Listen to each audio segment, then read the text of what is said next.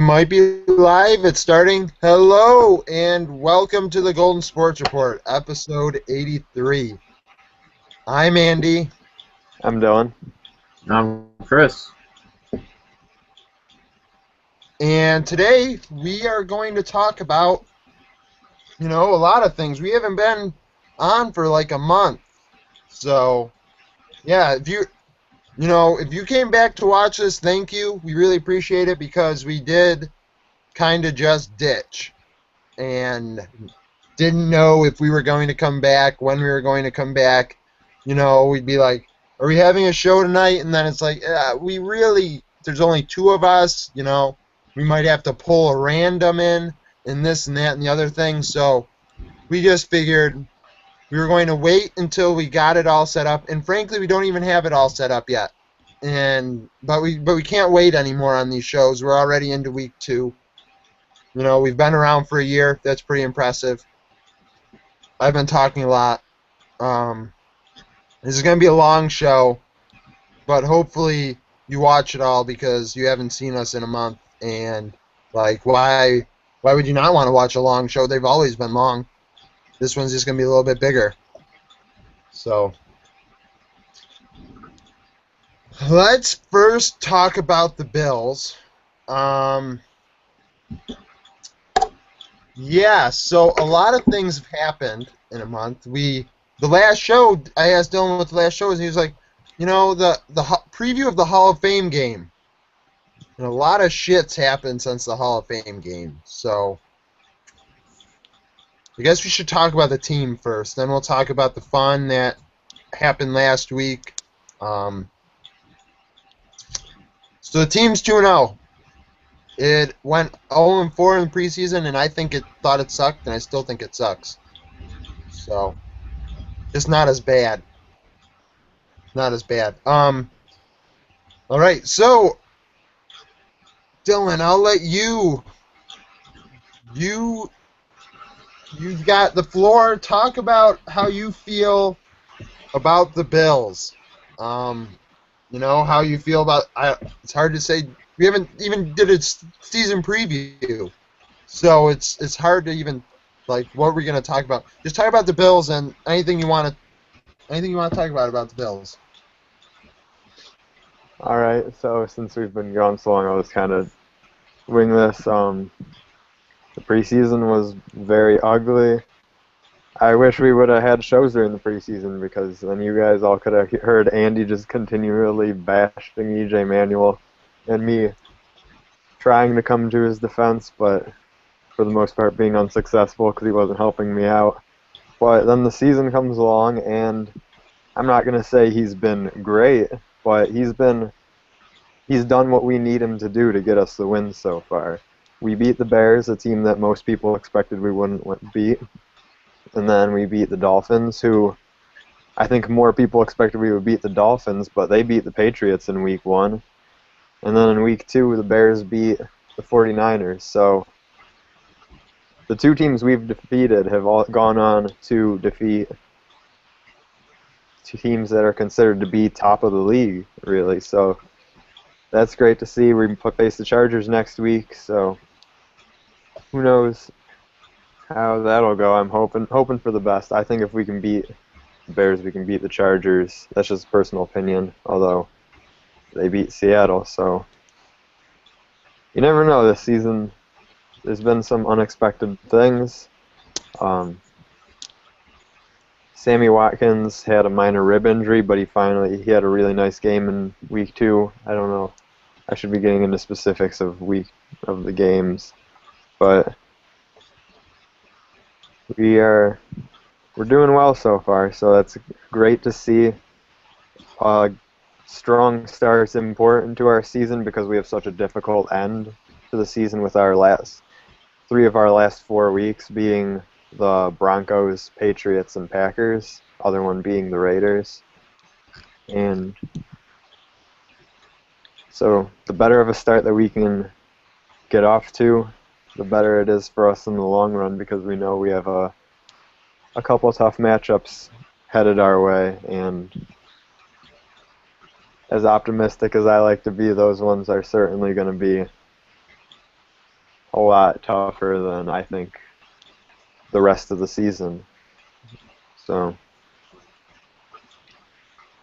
it's been exciting because I've been saying that we just need quarterback was going to make or break our season. I don't know if I said that in the last episode, but it was so long ago. But so far, we've been doing well. We have a ton of talent on both sides of the ball. Even on special teams, we've looked solid. CJ Spiller, returning kicks, blocked. Didn't we block something the other day? I don't know. But just hoping it continues because it would be fantastic to finally see a good year for the Buffalo Bills.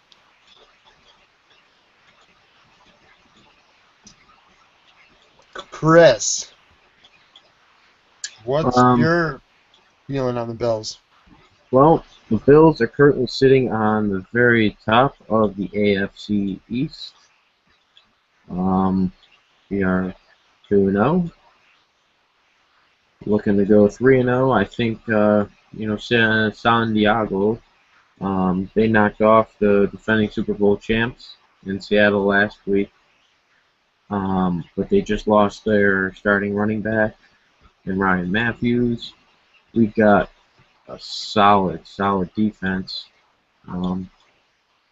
I think we have a better defensive line than Seattle does. Obviously, not a better defensive back core, but ours is solid enough. They made a fool of Richard Sherman last week. They made him. He tried to cover, I think, Keenan Allen in man coverage, and he looked pretty stupid because Richard Sherman is not as good as everyone thinks. But so I think we can win again next week. As of the past month, we looked really, really, really bad in the preseason. I was kind of teetering between Andy and Dylan with the UJ Manuel argument. It was an argument that was difficult to defend, and sometimes I frankly just didn't want to at all because he was really bad. But then he came out against Chicago, and he actually looked pretty good. I think he's got over a 70% completion percentage. He's got a 3-to-1 touchdown to interception ratio going right now, 2 passing touchdowns and 1 running. He didn't get sacked at all last week against Miami. Who's our right tackle right now? Central Henderson. Central, he took care of, oh my God, Central Henderson did so good against Cameron Wake, who tore up New England the week previous. So, Cameron Wake is one of the best, pass rushers in the league. So, that's a rookie right tackle taking down, making him pretty much irrelevant.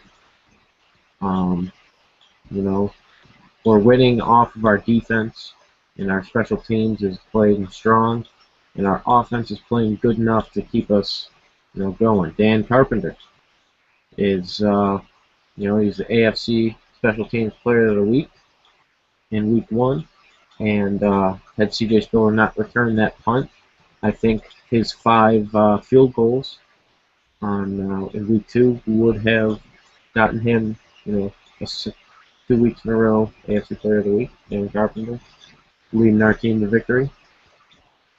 We blocked the punt, which is what Dylan was trying to figure out what we blocked.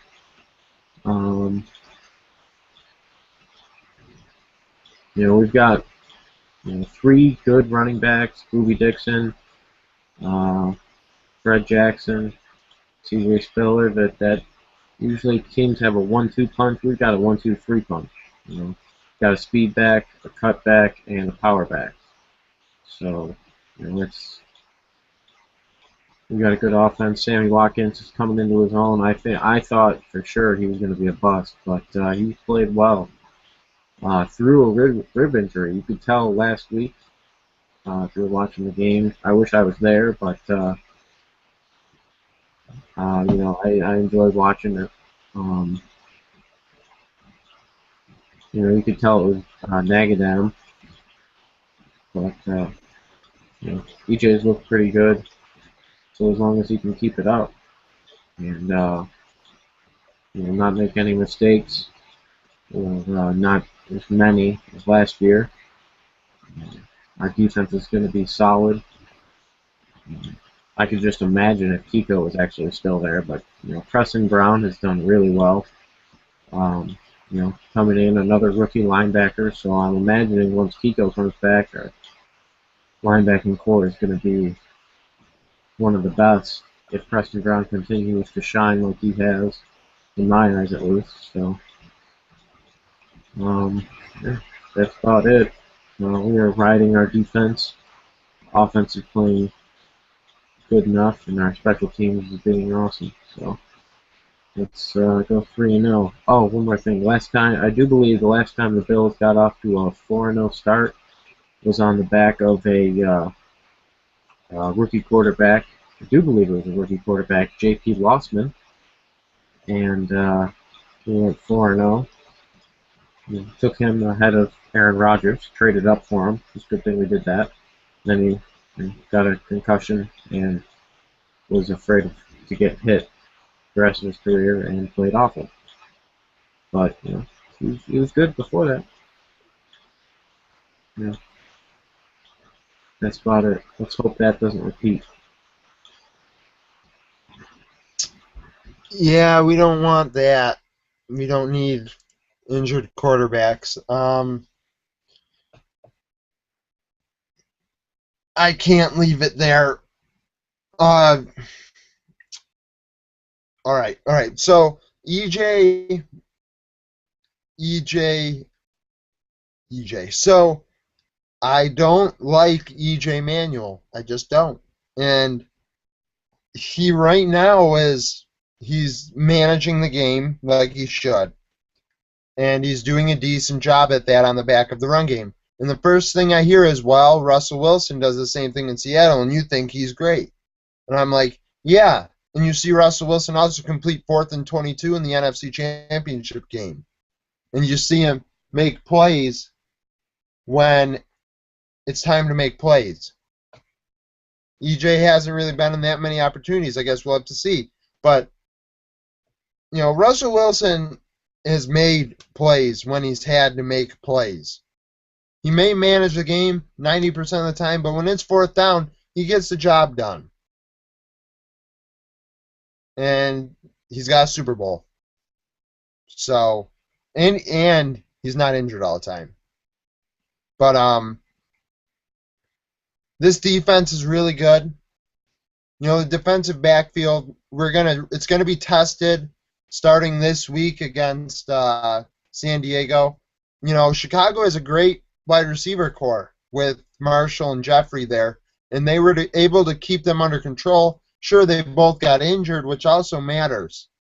But, starting this week, they go up against Keenan Allen, and I don't remember who they play next week. But I know the week after they play Detroit. And that'll be one of the first true tests of the defensive backfield when they go up against Calvin Johnson. But this week's a big week. We'll talk about it, next probably. But they're 2-0. I thought they're going to go 4-12. They're not going to go 4-12.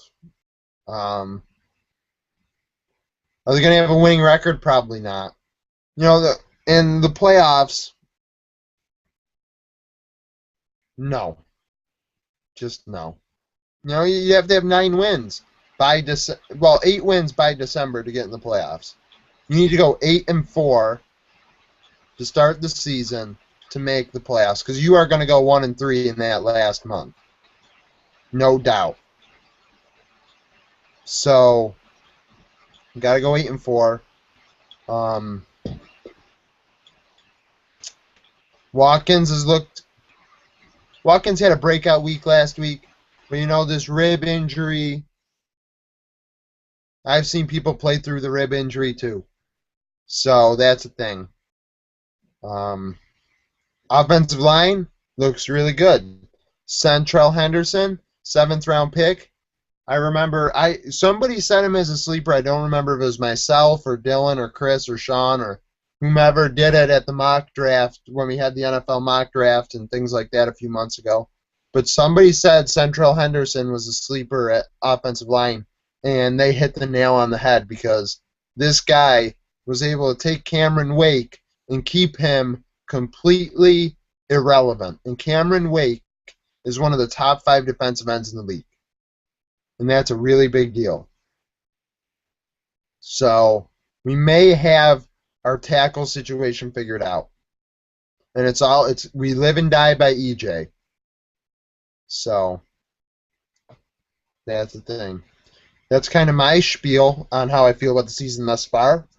You know, you'd figure we'd talk about it for more than 20 minutes, but at the same time, there's just so much to talk about.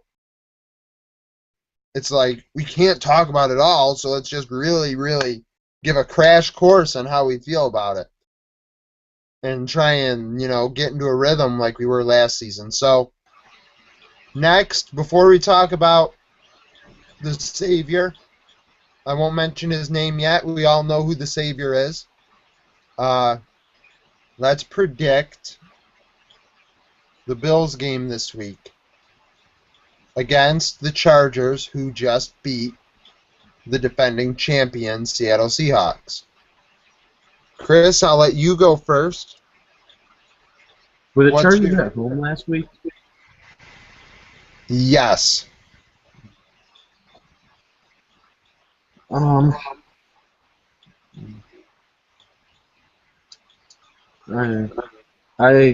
gonna stick behind my guns here. I have the Bills going at least 8-8 this year.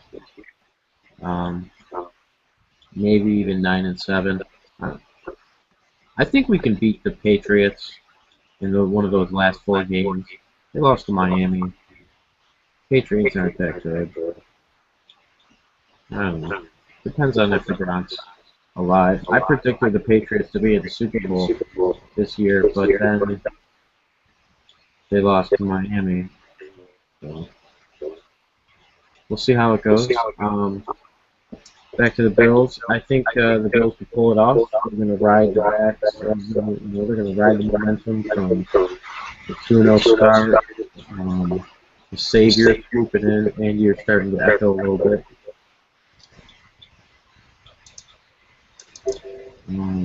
The Savior swooping in. We'll mention his name later. I think we're poised to win a few more games. We're going to be I think we're going to end up being one of the last undefeated teams. Maybe not. But I think we'll win this Sunday against San Diego. I think we'll pull off like a 26-17 win around there. I'm going to throw in some numbers too. Sammy Watkins will have a repeat of 10 catches. EJ will complete 11 passes, 10 of them to Sammy.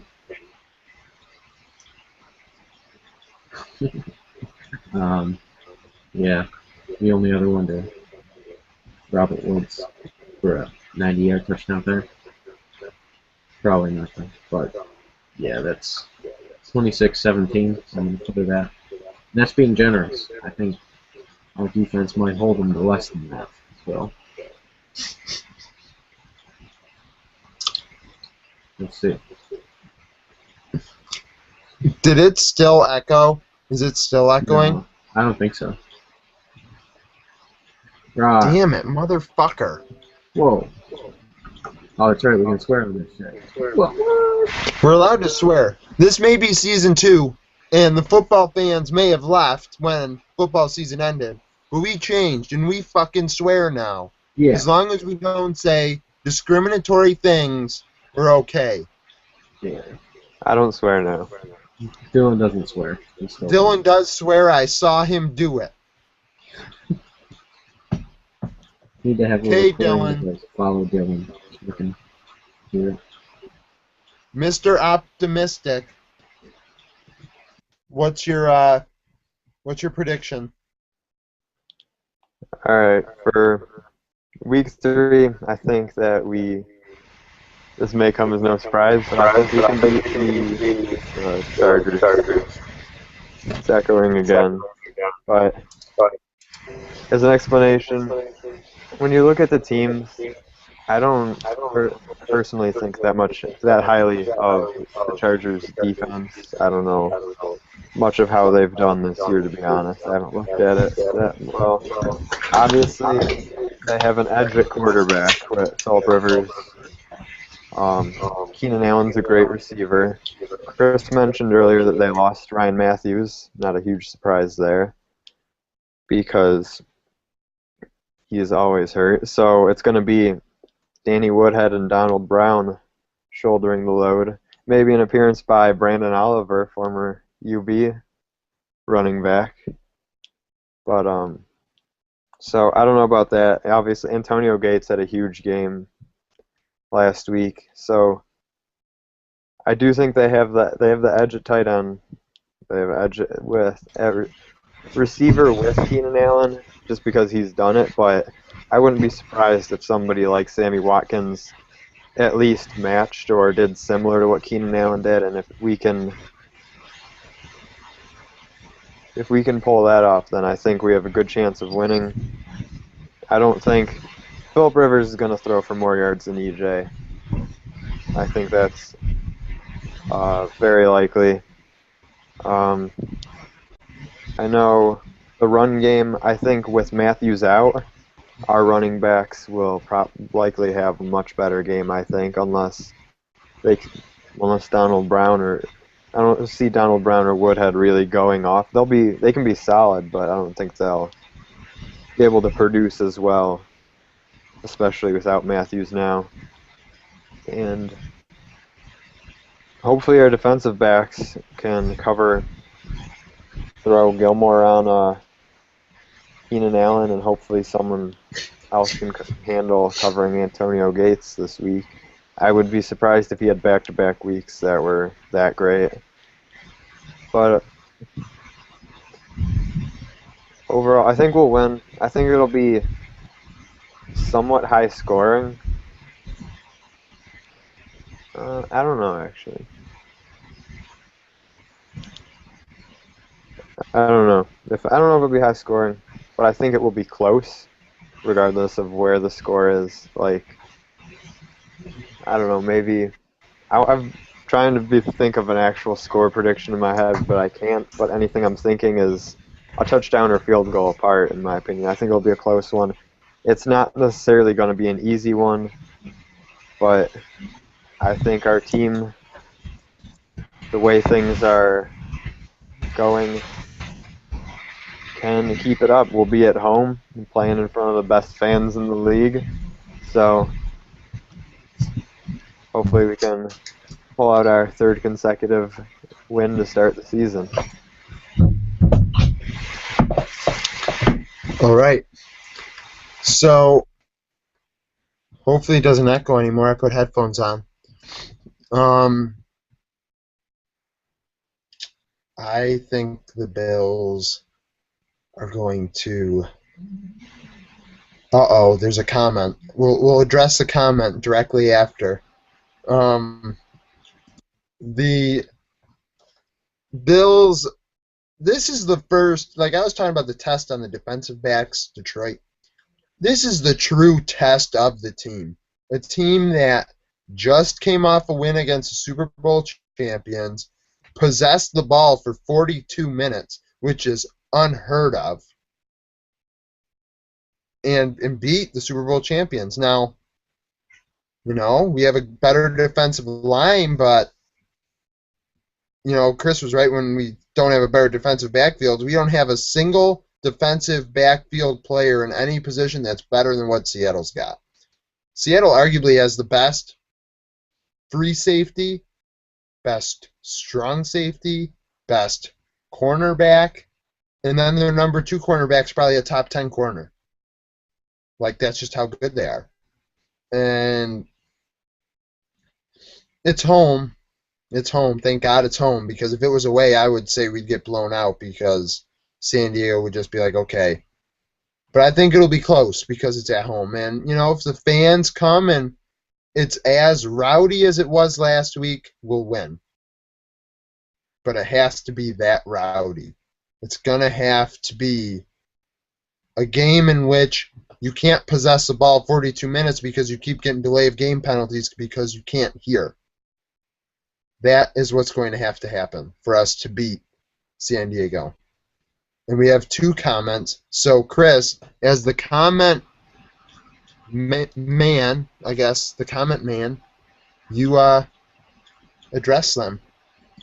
All right. I'm just looking at our thing on YouTube here. You could join the audience, and you can like applaud on different parts of this video.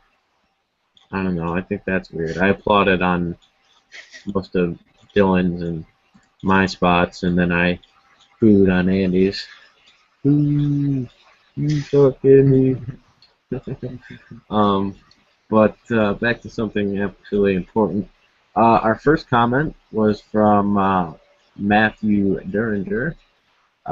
He says that the Bills are going to win 23-21 over the Chargers. That's pretty fair put together thingy there. Wow, that was something. And then Mark Yeager says that, quote, defensive victories will tell the story. If we can contain Gates and Allen and bring the heat to Rivers, we stand a great chance of winning this game. One person to keep a weathered eye on, though, is Malcolm Floyd. I know personally that Mark has always been very high on Malcolm Floyd. I think we have enough solid corners to keep an eye on all 3 of those guys. We put Corey Graham on Gates or Gilmore on Gates, and then whoever doesn't cover Gates on Allen, and then Leos McKelvin on Floyd. So that'll be good. Yeah.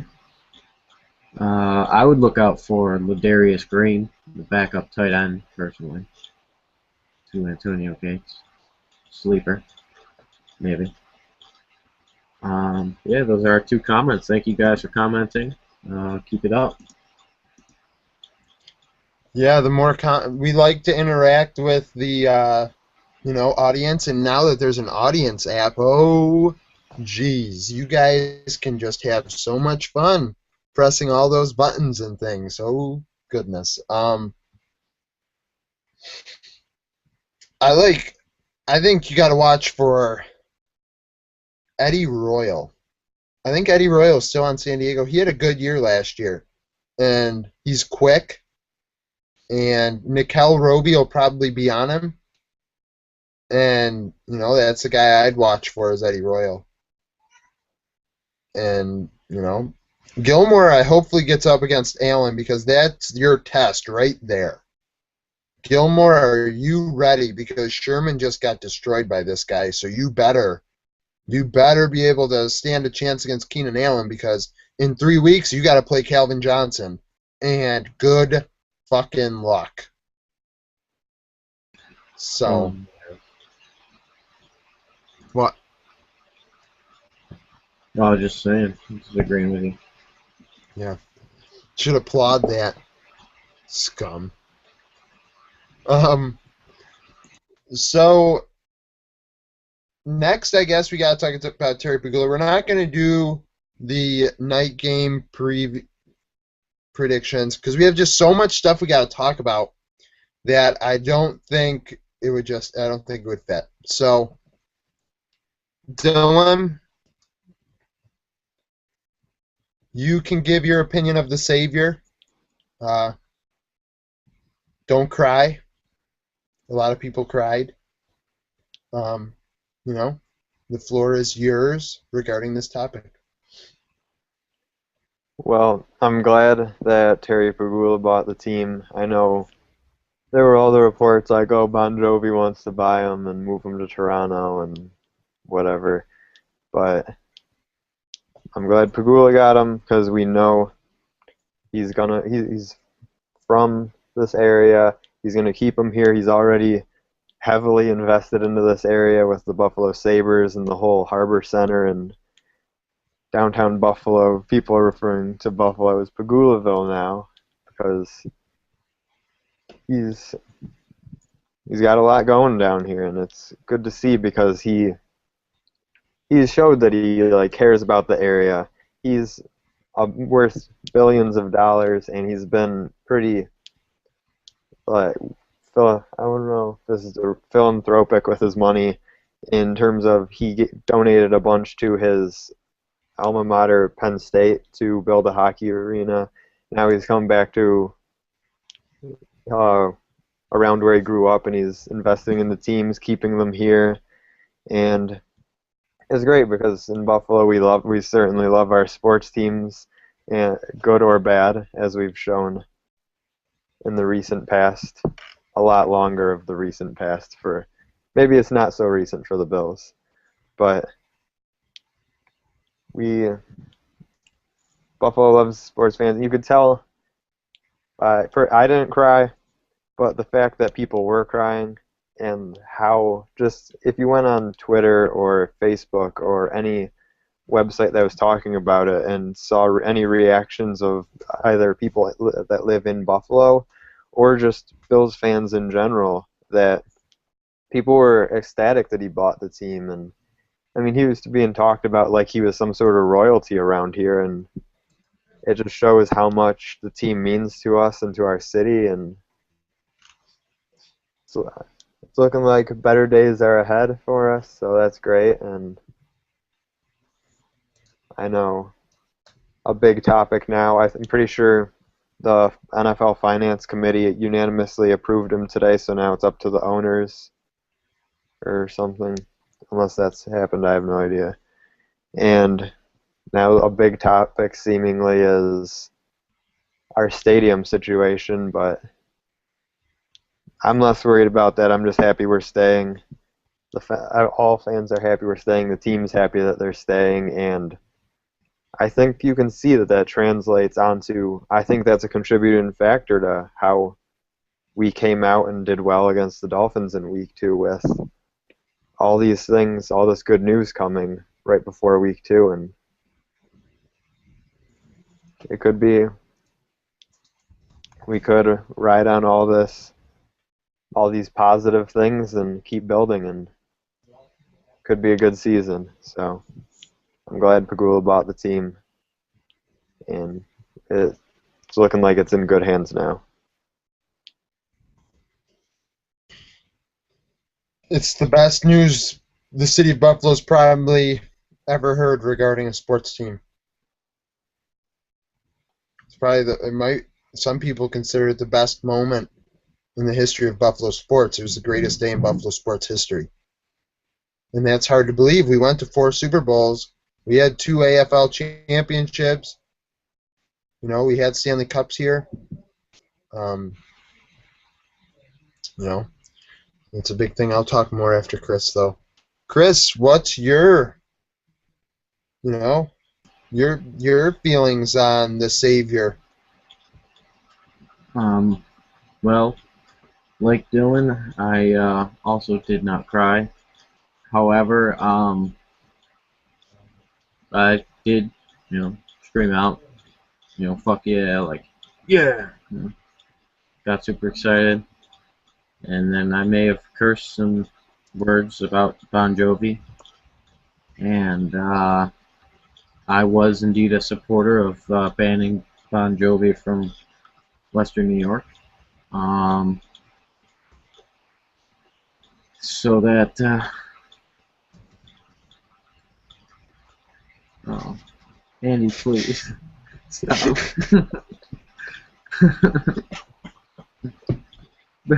Please. It just kind of happened. You guys can see the chat. Andy is making fun of me for losing to someone today in the new wondrous NHL 15. That is something I won't talk about on this one, though. Back to Pegula, our savior. If there's a real petition out there to turn Buffalo's name into Pegulaville, I will sign the shit out of that, because he needs to be the king of Pegulaville, and this guy is single-handedly turning, he's creating the turning point here. There's so much going on now. He's invested so much in us, behind the Sabres, behind the Bills, and you can tell both franchises are on the rise. I'm excited for both of our teams this year. It's going to be a good year. I think that I have to agree with a lot of these people. I think this may be one of the best moments in Buffalo sports history, if not the best. There's been a lot of crazy stuff happening in the NFL this past week, which we'll talk about later. But it's nice to see some positive news, and I'm glad I'm glad to know that it's from our city in Buffalo. We're stronger than a lot of people around the country give us credit for. It's tough being a Bills fan. It's tough being a Sabres fan. But we do it because we love it here, and sports. That's what this city is. It's a sports city, and it's a hard-working city, and you can tell both teams. This whole city is working hard to turn around, and it's good to be a part of it. I'm really excited for our future here. Vote Pegula King. If not President of the United States of America, I could care less. That's awesome. He definitely should be governor. He put more money into the local economy himself than the governor put in state money. Great feeling. Great feeling. I didn't cry, but it was interesting because so many people did cry. Like, I know us three didn't, so it makes it look like, oh, nobody actually cried. What are you talking about? If you listen to WGR on the day that the team was sold, well, the rumor came out earlier that morning, early morning, from one of the daughters of Pegula. She sent out some tweets like, this is the greatest feeling, blah, blah, blah, blah, blah, blah, and she made a tweet saying, this is such a great feeling, I'm crying, my dad is asking me why I'm crying. He's like, why are you crying? I'm the one that's broke. And then everyone was like, what? What does that mean? And then it was like, oh, let me delete those real quick, because I did the same thing when the Sabres were supposed to sign Brad Richards, and it was like, it was a secret that the Sabres were talking to Richards, but then one of the daughters was like, yo, we're in New York City talking to Richards, and it's like, whoa, whoa, whoa. We lost out on Richards. Good thing we did. He ended up sucking. But still. All throughout the day, at 9 o'clock in the morning on the morning show, they have a 2-minute sound bite of somebody's call. Somebody crying like, oh, my kids can watch the Bills like I did. I can have that father-son or father-daughter, experience that I had when I was growing up, around the TV or at Bills games and stuff like that. And it really, it hits home, and it's like, this is Buffalo. Sports is Buffalo. It's what makes our city go round. Without sports, we'd be nothing. And it's just great. It's great that Pegula saved the day. You know, we know both teams are going to stay now. But it's funny, they talked to Eric Wood 2 days ago, and they were like, you know, what have you seen? Because he's follows the Sabres. Because a lot of the Bills players go to Sabres games often, not because, oh, I have the money, but because they have a relationship with the players, a relationship like that because they're athletes. And, you know, he said, one thing I notice is I told everybody in the locker room, this guy doesn't take shit. If you suck, you're going to be gone. Like, this guy, they completely pulled the rug out on the Sabres, and they will not be afraid to do it on you. So,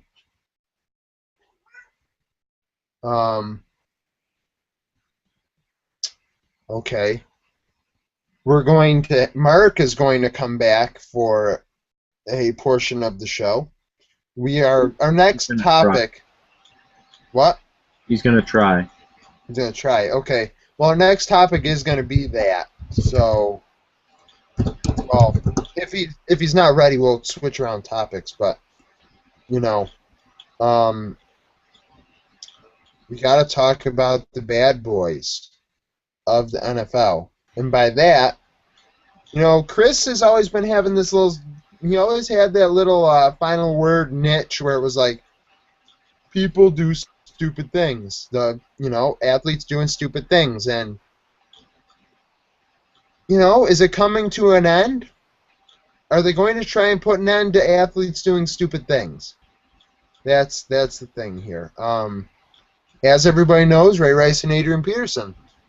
Two big things over the last little bit here, and I guess we'll give our opinions on that and whether the league, you know, is handling the situations appropriately.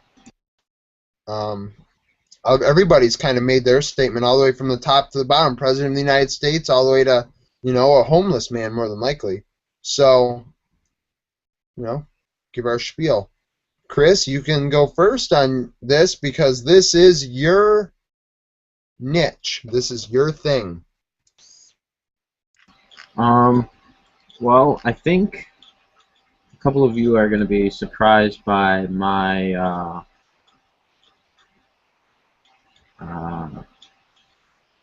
my argument for one Ray Rice. But first, if I played the theme for Cops, is that copyright? Would we get in trouble? I feel like we would. So I won't. But I should. Because the bad boys, you know, we're going to cut some stuff. Wow, that happened. Okay, so, yeah. Ray Rice, obviously the video came out a couple months ago of him dragging what looked to be his girlfriend, I think fiance at the time. I think it was just the girlfriend. She was just his girlfriend at the time, if not his fiance. What looked to be her unconscious body out of the elevator in a casino, and you know, obviously getting caught with this unconscious body and being like, "Oh shit. Well, now what?" Basically, he got everything was like, suspend him, oh my god, kick him out of the league, but there was no, you know, there wasn't a video of inside the elevator, allegedly, there wasn't one, and his fiance, who is now his wife, you know, pleaded that he didn't hit her, and nothing happened. She wasn't unconscious.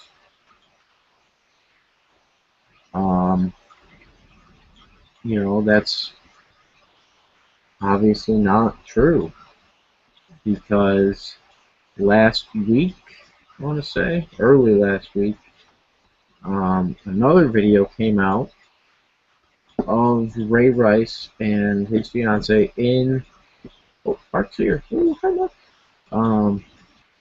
Ray Rice in the elevator, and the scuffle had started, and then Ray Rice, left hook, hit her right in the side of the head, and she dropped unconscious immediately. And then he got off on, like, and you could tell that she was unconscious, and he was dragging her, and he like threw her like a rag doll, oh, like the doors opened and they're on the wrong floor, and he just like threw her body down like it didn't even matter. So it's just disgusting what happened. But because he was only originally suspended for 2 games, but now I'm going to sound like a dick here. The NFL has a clear policy, which is new right after the Ray Rice situation, about domestic violence. First-time offenders is only supposed to be a 6-game suspension. Ray Rice is a first-time offender, and he is out indefinitely, released by the Ravens, and has to get special permission from Roger Goodell to come back into the league. Now, I'm not defending what he did, because what he did is disgusting, and he deserves to be out of the league.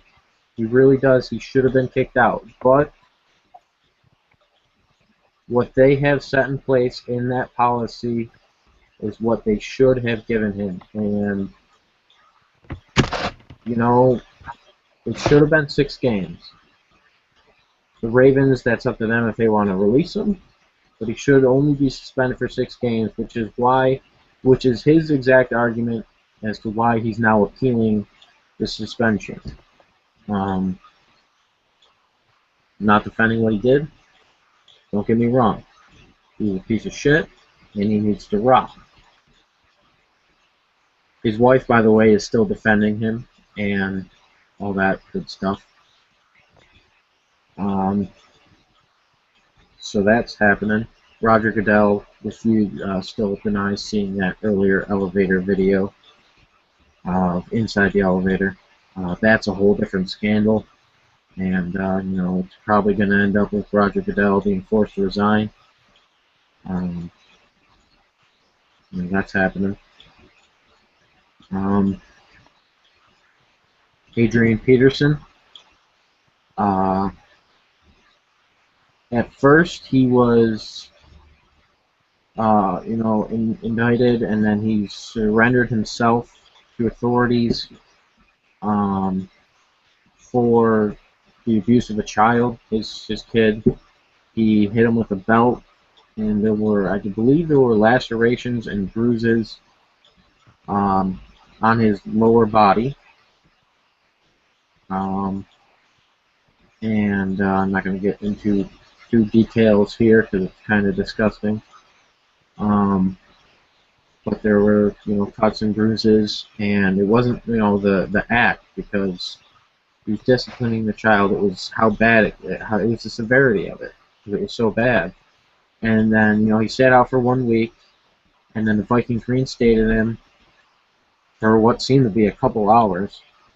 And then all of a sudden a new report comes out that, he's done this before, but there was never any charges filed. And now he's being looked into again, and the Vikings have put him on the exemption list, and he's going to get full pay for this season, but he's not going to be with the team until his court dates is that's all the court shit is figured out.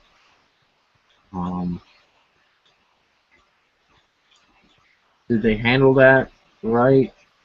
Probably, so it's not a distraction anymore. That's kind of disappointing, but Adrian Peterson, Hall of Fame career, it might get pretty much extinguished there. He might never, if this he ends up getting in a lot of trouble for this, he might never even see the Hall, which is disappointing because he's an amazing running back. But, he's got to, if he's in trouble, then he's in trouble.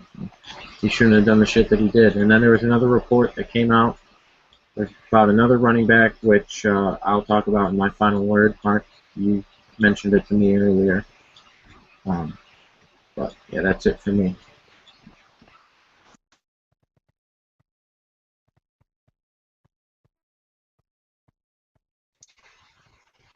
I better unmute myself before I try and talk. I'm going to give Mark the floor now because he was nice enough to come on and wanted to give his, opinion on the NFL scandals that are going on. And Mark, you have the floor about Ray Rice and Adrian Peterson. Okay. Let me start by asking if you can hear me. I can hear you. Fantastic. That means it actually works. There's a lot of places you can start with this kind of thing. Because, in the beginning, with Ray Rice, it was, all we see is him dragging his leg out of the elevator. Who knows what happened inside the elevator? And then the NFL bats around, we didn't know. We never got the film. And then everybody else comes back with, but we totally sent you the film, so why didn't you look at it? Which made the NFL look stupid. And then, while they're dealing with this, they have Adrian Peterson, who takes a switch to his kid an umpteen amount of times, cuts him all up, gets himself in some trouble, which makes the NFL look stupid. And you have the smaller cases like Greg Hardy, who threw his, I believe, fiance on top of a pile of assault rifles and said, "I'm going to kill you." Which, just super. And then there's even smaller still cases like Ray McDonald in San Francisco, and what Chris was talking about, which I won't get into specifics because I don't want to take his thunder.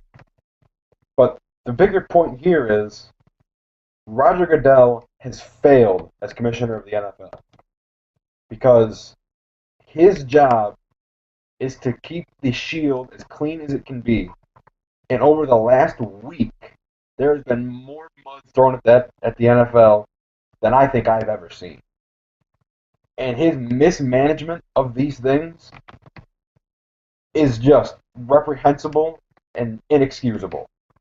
There is no reason Ray Rice should have gotten a 2-game suspension to begin with, especially if the reports of Ray Rice coming out and saying to Goodell, "Oh yeah, I totally hit her in the elevator." Right there should have been at least 6 games. And then when the video came out, should have acted accordingly upon that. Or they could have, just actually watched the video in the first place. And as for the players individually, Ray Rice, scumbag. Adrian Peterson, as much as it hurts to say, I'll probably never respect him the same again. Although, in his case, I know what he did, and as someone who got disciplined by getting smacked on the ass himself, that part don't bother me. The part that bothers me is the severity. As for the other cases, those are just cut and dry. These people are supposed to be, whether they want to be or not, they're role models. Because all these little kids say, "I want to be an NFL player when I grow up, like this guy or this guy." And I posted on Facebook earlier about Adrian Peterson. I said, "Oh, how the mighty fall." Because in one short weekend, he's lost almost everything. And at the rate it's going, he will lose everything.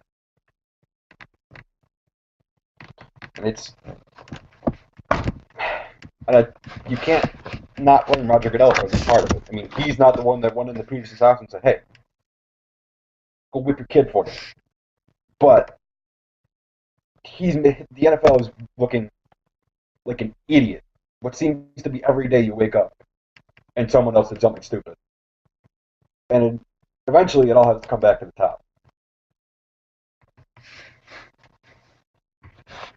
And that's all I got without taking the entire hour to myself. Yeah, it's hard to talk about this topic without getting emotional or, just being passionate about it because some of these guys are being scumbags. Most of them are. Look at Aldon Smith in San Francisco. I think he's out for the season. Is he out for the season? Is it because he's been stupid? I think it's only 9 games, which is ridiculous because didn't he make a domestic terrorist threat to blow up an airport? I think I think he did.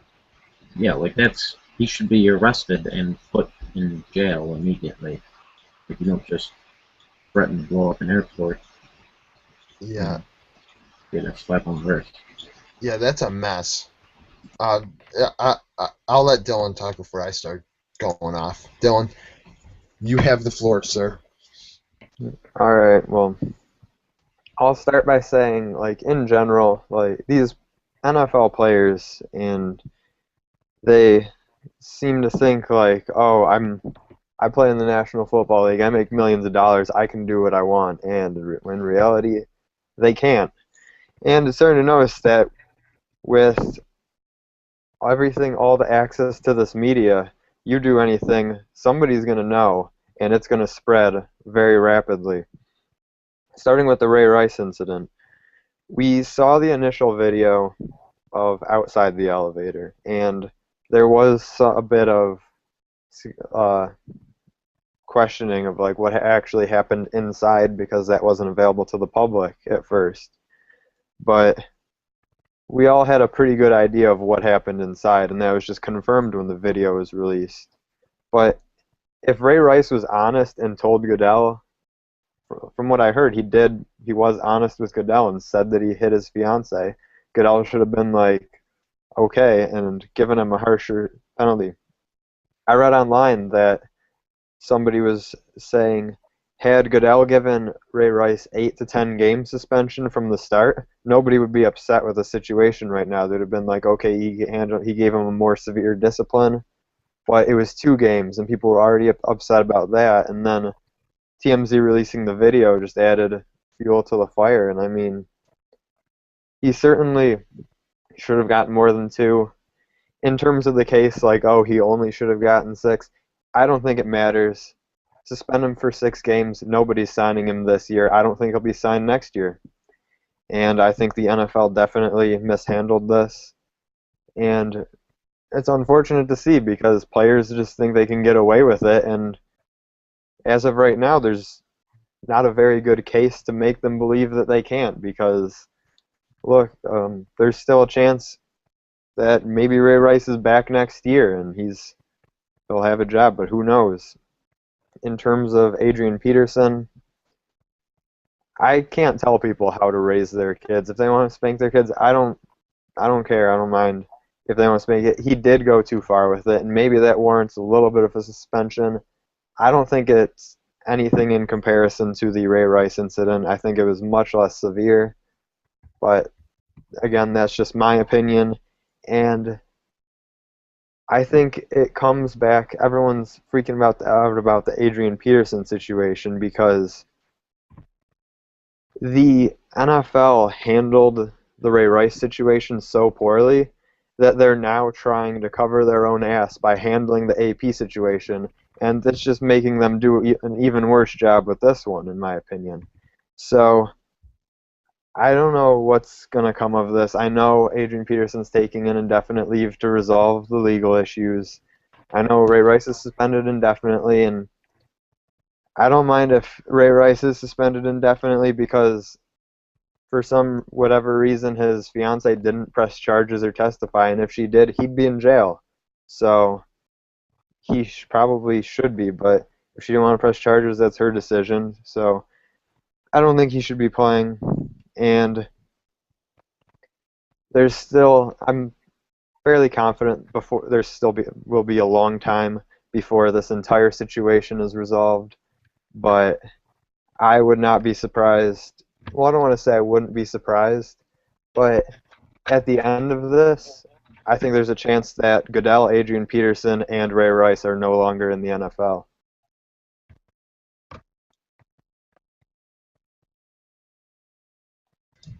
Wow. Dylan said ass. I missed it. Oh my God. Holy shit. Talk about emotion. Dylan's bringing out words that he never has said on this show. Yeah, damn. Before you know it, he'll be throwing fucks around. Probably at his final word, he's just gonna be like, fuck everything.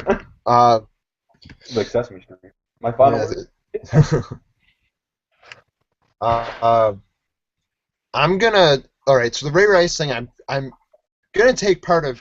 I'm gonna actually kind of echo what Chris said. The NFL was wrong from the start in the fact that they did not have a policy at all in place for domestic abuse like they do for substance abuse and things of that nature. Now, when they had no policy in place, they could suspend Ray Rice indefinitely for something like this because they have no policy in place. The only thing they could go off of is previous domestic disputes and how they handled those players. Now, Ray Rice is a scumbag for what he did, and I agree wholeheartedly that he's a scumbag for what he did. And 2 games doesn't make any sense when you suspend somebody 4 games for smoking pot, like Matt Prater. Got a kicker. But especially in a state that it's legal in. And it's like, what pissed people off is that you made it less than what it is for smoking pot. I think if he had suspended him for 6 games, like, or Dylan said 8 to 10, if he suspended him more than smoking pot, it would have been fine. No one would have said anything. They would have been like, well, he's a scumbag, but, the suspension was more appropriate. But he just, the policy in place now makes sense. 6 games, I think you're a scumbag for beating your wife. But I also believe in a 3-strike policy more than a 2-strike policy. So, it should be 6 a season lifetime, not 6 lifetime. Or you should have made the first offense like 12 games or something really significant to make me feel like, okay, you're being serious the first time. Because in all actuality, 6 games doesn't sound that serious. They lost 1/3 of their pay. And it's funny, all these things they should be going to jail for. So that's another thing. Like, they should be going to jail. The only guy that's ever went to jail is Mike Vick. Plexico went to jail too, and Plexico shot himself. But, like, that's another thing. Ray Rice will be back in this league. And I'm starting to think more and more with all the crap going around right now and how the media is overplaying all this shit because the media knows the NFL's in a tough spot, so they're going to fuck them every chance they get. Ray Rice will be in the league next year because Mike Vick is in this league. And you have other players in this league that have done worse shit. Now, I'm not saying that punching your wife in the head is okay because it's not. But people have done worse shit and are still in this league. And they're worse players. Like, I don't know why the media is not all up in the Jets shit right now. Being like, why do you have Mike Vick on your team? Oh, because he hasn't done anything in 5 years? Well, what does that make a difference? If Ray Rice is out of the league forever for punching his wife, who's to say that he'll punch his wife ever again, just like Michael Vick's not fighting dogs anymore? Like, that's a double standard. And I think killing 1,000 dogs is worse than punching your wife in the head. Personal opinion. But, so the NFL dropped the ball from the start, but, they suspended him. He shouldn't be suspended more than 6 games right now because that's their policy. AP. The NFL community has come to his defense. I have not, it's definitely in favor of, hey, if you want to spank your kid, spank your kid. The practice was completely and utterly okay. The severity, no. Severity results in punishment, consequence. The act, everyone's like, oh, you abused his kid. No. He fucked up. He went too far, yes. he disciplined his kid. And it's none of anybody's fucking business. And frankly, this obviously it happened more than once, but the first time, the wife didn't do shit. You know, she filed, you know, the Child Protective Services, but nobody figured that out. Why do you think nobody figured it out? In this day and age, everybody figures out everything. She's lying. And even if he did, you know, you shouldn't have. It's hard to say you shouldn't have done it. You know, I don't think you should use a Switch on a kid at 4 years old. You shouldn't probably use a Switch at all. But that's how he was raised. He was beaten by a Switch. I read an article today on how his family and friends were talking about how in a parking lot after football practice, his dad took his belt off and whipped him until his ass was red as Mark's shirt, right in the parking lot in front of the whole fucking team. And you're telling me that's not, like, that's how he was raised. And that might be wrong. His dad went to jail for trying to sell cocaine. But I'll tell you right now, that's how he was raised. That's how he was taught. You know, he was taught discipline works. My father didn't beat me, but he spanked me. He hit me. He hit my brother. You know, he was raised. He got hit by a razor strap. Like, come on. Like, that's how people were raised 20 years ago. And in the South, that's still how they raise their kids. Many families, it may not be a majority, but there's a good portion of families in the South that raise their kids with a Switch. And I'll tell you right now, they're not getting in trouble. So AP shouldn't be it's wrong, but if you're not going to go after all the people down in the South for doing the same fucking thing, you can't go after him. And I think he should have consequence, should have to go to fucking counseling and all this shit. He's probably fucked up in the head. He's fucked up in the head because he was raised fucked up in the head. You know, your dad's an alcoholic, you might become an alcoholic. There's a good chance you'll become an alcoholic. You know, that's something that that's just the way you're raised in a bad environment. And it's unfortunate. I really hope he doesn't get fucked over by this because he doesn't deserve it. He should. Leaving the team, he left the team on his own. Dylan posted something yesterday. He may be on the exempt list, but he voluntarily left. And he voluntarily went to the cops and said, yeah, I did spank my kid with a Switch. Which means, in all actuality, he still thinks it's okay. And you know why? Because that's how he has been raised.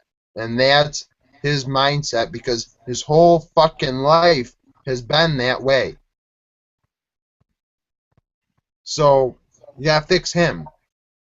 You gotta fix him. He doesn't think it's wrong. Reggie Bush. They asked Reggie Bush, would you ever use a Switch on your kid? And he said, I'd consider it. Why? Oh, that's I was spanked with a Switch. Charles Barkley. They asked him on ESPN. He said, I was raised with a Switch. I got a whooping all the time. Larry Fitzgerald on Twitter. I got a whooping all the time. You know, it is what it is. It's frowned upon. It shouldn't have, but at the same time, it does a lot. So unless you want to take care of the whole problem, good luck. Like, this is... AP should still be... I have no problem with AP. I have a problem with the severity. I don't have the problem with the practice. So, that's my little fucking shit about that. I got a little heated. All right. All right, Mark. You were in the comments, so you gave your prediction. What's your opinion on the Bills, thus far preseason and the first 2 weeks?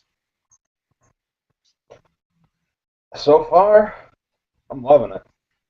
We went into Chicago for the first time ever, won in Soldier Field. We had some bad penalties that, like Kyle Williams said, past Bills teams would use those penalties as an excuse to say, okay, we'll get it next time. But this team used it as fuel to say, no, we're not going to get railroaded again. We're gonna win this game whether the refs want us to or not. And then I'm gonna admit, in the lead up to the Miami game, I had this pit in my stomach feeling that wouldn't it be the most Bills thing for them to do to get all this momentum, all this hype, all this pandemonium built up behind him, and just shit the bed and like let Miami stomp all over him. But they didn't. And once we started getting the score run up on Miami and all that, relief just watching it was great. We do need to work on our red zone efficiency. That's because we're not going to be able to go.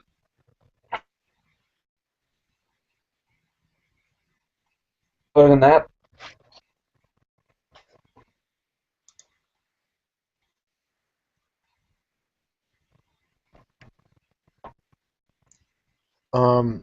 Am I lagging?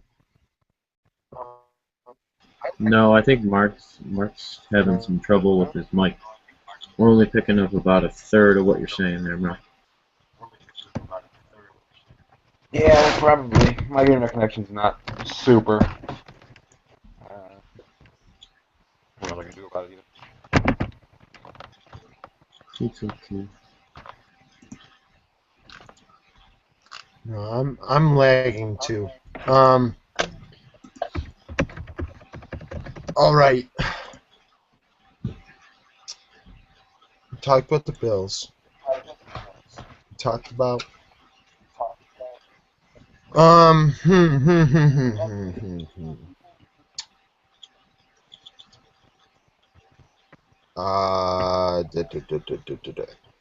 How about? Damn it! I wasn't prepared at all. Nice. Anybody got anything they want to talk about? Oh God, basketball. That's a mistake. You can have Chris talk about basketball. I can use the laugh. Chris, talk about basketball when I'm trying to look stuff up. No, please. How about we just we could say whether or not we did everyone say whether or not Goodell should be forced to resign or fired or whatever, or we should give our opinions on that. I mean, I already said mine. I think he should be kicked out. He should be resigning now. Did you guys say if Goodell should be tossed? I touched on it in my whole thing. Dylan, did you say if Goodell should be tossed? I sort of alluded to it there at the end, but now that I've had time to cool down, I want to kind of sort of amend what I said. I finished by saying that I thought there was a chance that Goodell, Rice, and AP wouldn't be in the league anymore by the end of this. And I think AP is the safest of the three by far, easily. I think Goodell will be gone, but the next commissioner that comes in is going to have to look at this like, I have to clean up this mess now and make a statement before things get out of hand. And I think that's where something with Ray Rice or something with more disciplinary action towards players could come into effect. So I think it's only a matter of time before Goodell's gone. Personally, I don't think Ray Rice, even if Goodell stays, I don't think Ray Rice should ever be in the league again. I know you say the Mike Vick thing. I don't think Mike Vick should be in the league, but that's a different story.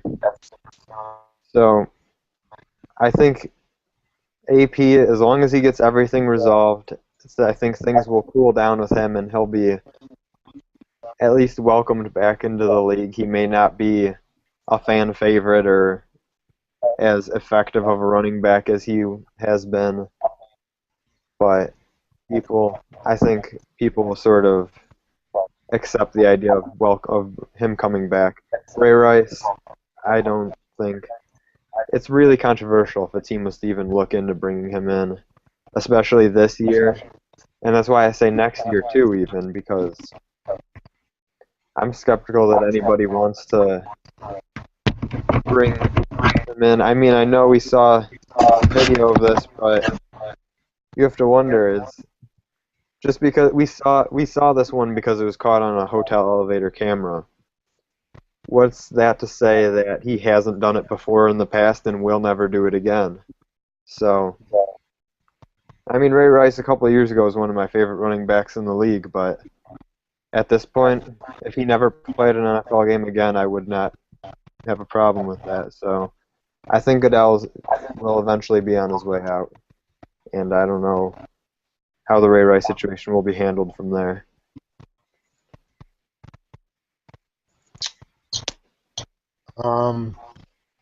I don't think I said I don't know if Goodell. This isn't all Goodell's fault. I think everybody in the NFL office should be fired because it's like I said, they didn't have anything in place in the first place, which means that's not all on Goodell. That's on everybody. It was like, oh shit, we didn't even think about this. Well, now look what happened. Now you've done it. So they need something in place. The next guy that comes in, Dylan's right. First things first. Let's get a domestic thing in here. You know, they are hiring all these women now, hoping that the women stop bitching because of this. And it's like, well, shit. Now it's completely okay to hire females. But I feel as if they could, that's a possibility, but I also feel like their hand is forced. They may not be making hires because they want to fix this issue. They may be just making hires just to cover their ass. So that whoever they're hiring better know what the fuck they're doing. But I feel like they hired all women because they need to cover their ass. And that may be the wrong thing to do. In just terms of, you're not maybe, it's like what's it? Affirmative action. Almost like affirmative action. What's to talk about? By the way, thank you for watching up until this point. We're at an hour and 20 minutes. If you made it this far watching post-show, live, whatever, we really appreciate it. This is our first show back, as we have stated a couple times, as in the title, too. We wanted to change it up, but it's a thing. It's hard work. It's going to take hard work. All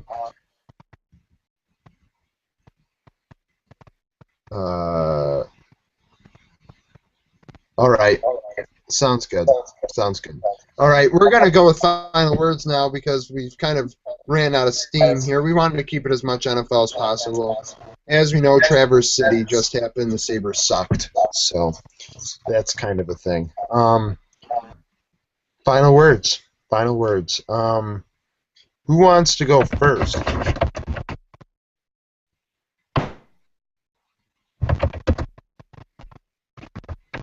Chris has one. I'll let Chris go. Yeah, I'll go first, Gary. We can talk about Traverse City Sunday night, and then we can also talk about the trading camp. The Sabres training camp started today.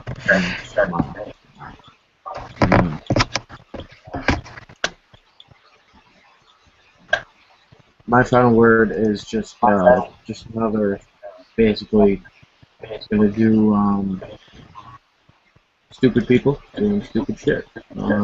This one is Jonathan Dwyer, another wonderful running back. Um, you know, reported the Cardinals deactivated Jonathan Dwyer after reported domestic violence arrest. That happened. That news came out a little under 2 hours ago. So it's just like, I don't know if it's an old thing and they're just like, hey, everyone else is in trouble for it, so let's do it now, or if it's literally just happened. Apparently there were two victims, a 27-year-old female and an 18-month-old child. Wow, that's something. One of the counts is aggravated assault involving a minor, which I would assume is the 18-month-old child. If that's true, then this guy is doing what real life did and what he did. So that's kind of a thing.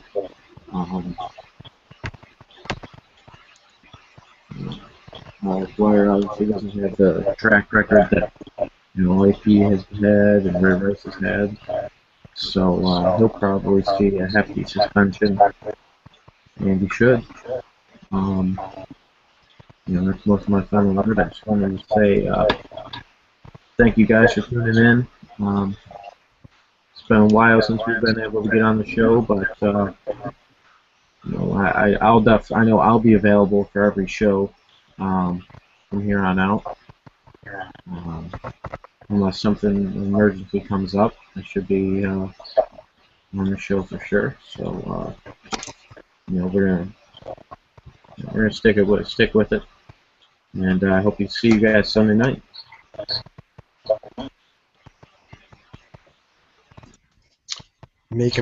He's making promises. Oh shit! Here we go. Now we gotta have a show Sunday. Damn it! No more canceled videos. Oh, way to go, Chris. Mark, you ready to go? You good to go? Sure. This is my sweet final word I made while I was, talking. Earlier you mentioned Michael Vick when you were talking about all the, the double standards and all that. Michael Vick, I guess my final word I'll say before I get into it, is all of these guys will be welcomed back into the league by somebody as long as they pay their debt to society. Because Michael Vick, he went and served jail time.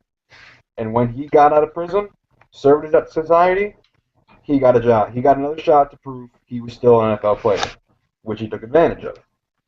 Ray Rice, scumbag or not, which he is, still a relatively talented running back. So, if he does his counseling or goes to jail or whatever the hell he ends up with punishment-wise, if he serves his debt to society and people can look at him and say, that's a man who's been rehabilitated by whatever he's rehabilitated by, someone somewhere will be willing to give him another job.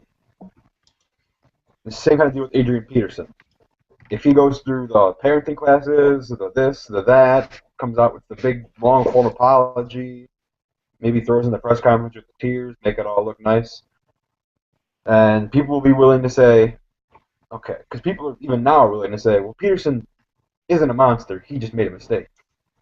So if he goes through the proper channels of counseling and this and that and pays his debts, people will be willing to say, okay, you can come play again, Adrian. Besides, you're really good. We want to see you play again. And I don't know if that would work so much for Goodell, because he's not an active player, and you don't really give someone the job of commissioner back, but all these guys that are in the middle of this stuff, like, the Adrian Petersons, the Ray Rices, the Greg Hardys, the Ray McDonalds, the Jonathan Dwyers, if they can all show that through whatever channel of rehabilitation they went through, as long as people believe it to be the fair rehabilitation, if they still have the NFL quality, then they will have an NFL job again. Just like with Richie Incognito. He's a horrible bully of a human being. But the name that everybody keeps throwing around for all these guys with weak offensive lines, like in Indy and Green Bay, just so happens to be Richie Incognito. Because he's still talented. As long as you can still go, and you can prove that, hey, maybe I'm not a scumbag anymore. Please take a chance on me. Someone somewhere will say, man, if we can show that we helped rehab this guy, that's a hell of a PR story for us, isn't it? Sure, we'll give it a shot.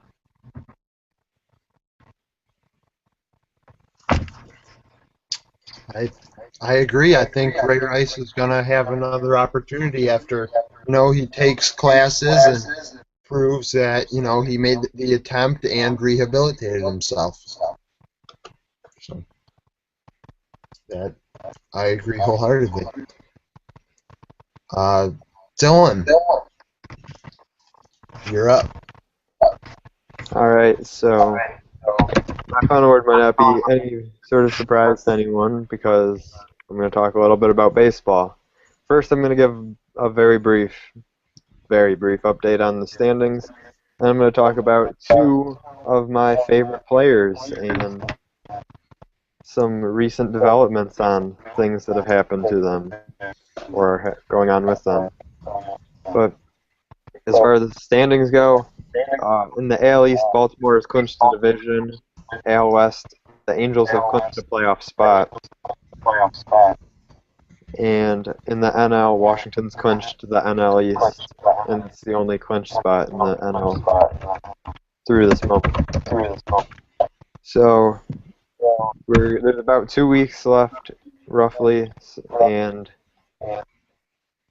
it's getting close to playoff time. Things aren't looking that great for the Yankees, unfortunately.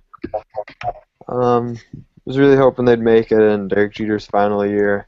I won't cry. That episode's coming up though. But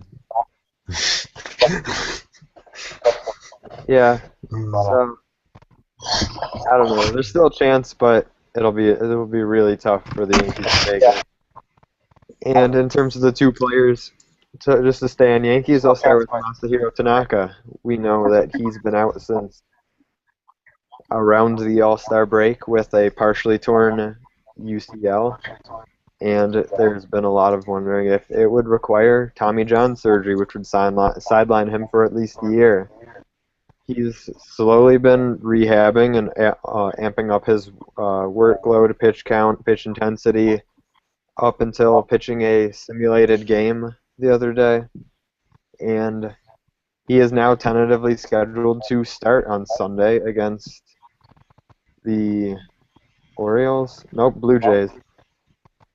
He's tentatively scheduled to start Sunday against the Blue Jays, so it's great. The Yankees invested a ton of money in the guy, and he was phenomenal while he was healthy.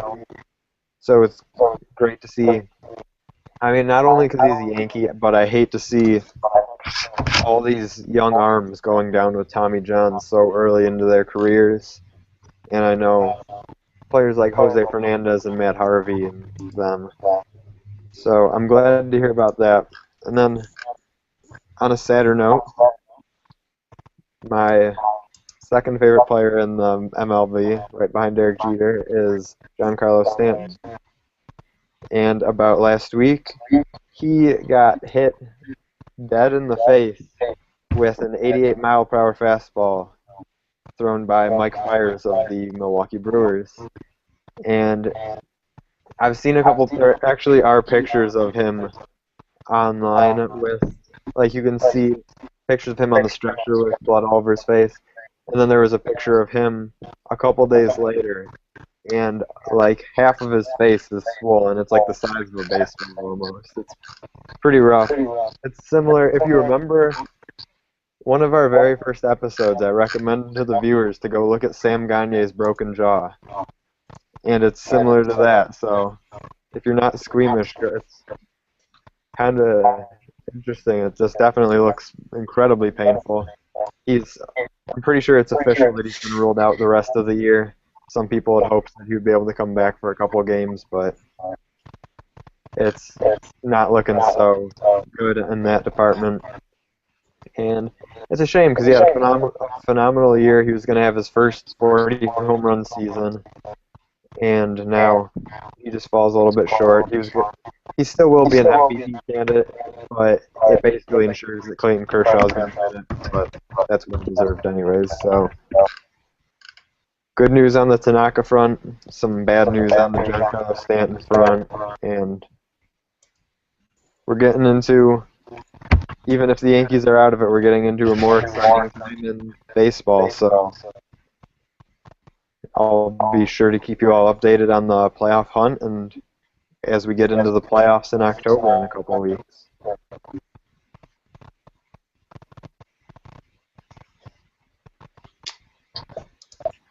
Jeez, I thought Dylan was going to lose it there.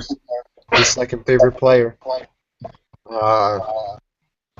So my final word is NASCAR because NASCAR is just my final word. And the playoffs started last week. 16 teams make it, and after the first 3 races, 4 teams are eliminated. And every 3 races, 4 teams are eliminated until there are 4 guys left going into the last race. And there are a couple schmucks in there. AJ Allmendinger and Al Mirola both got in there, and they are both subpar drivers. But, you know, they clutched it and got in, and I think both of them are going to be eliminated. I think Greg Biffle's going to be eliminated. And let me look at the standings real quick. Casey Kane will be eliminated. So it's going to get interesting. NASCAR, they got Keselowski, Gordon, Logano, Harvick Jr. List goes on. Did the Tony Stewart thing happen after? No. Did we talk about Tony Stewart on here?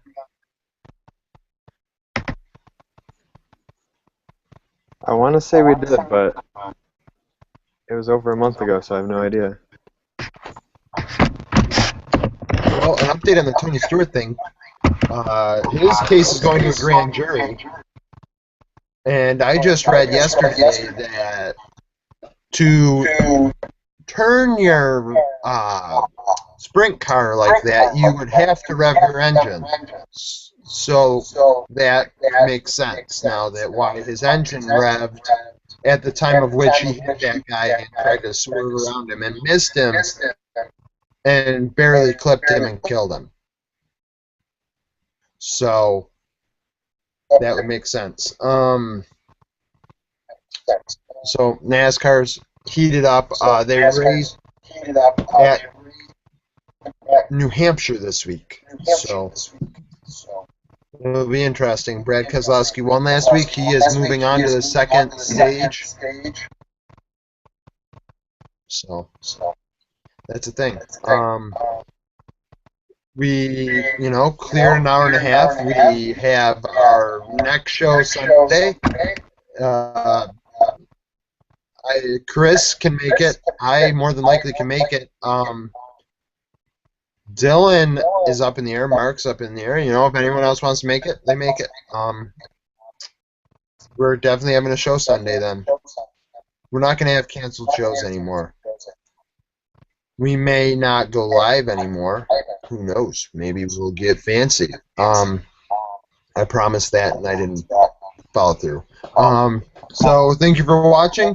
This was the Golden Sports Report episode 83. Thank you for making it this far. If you aren't subscribed, please subscribe. If you liked it, like the video, share it.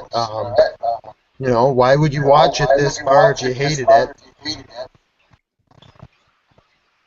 I love that. All right, so this is the Golden Sports Report episode 83.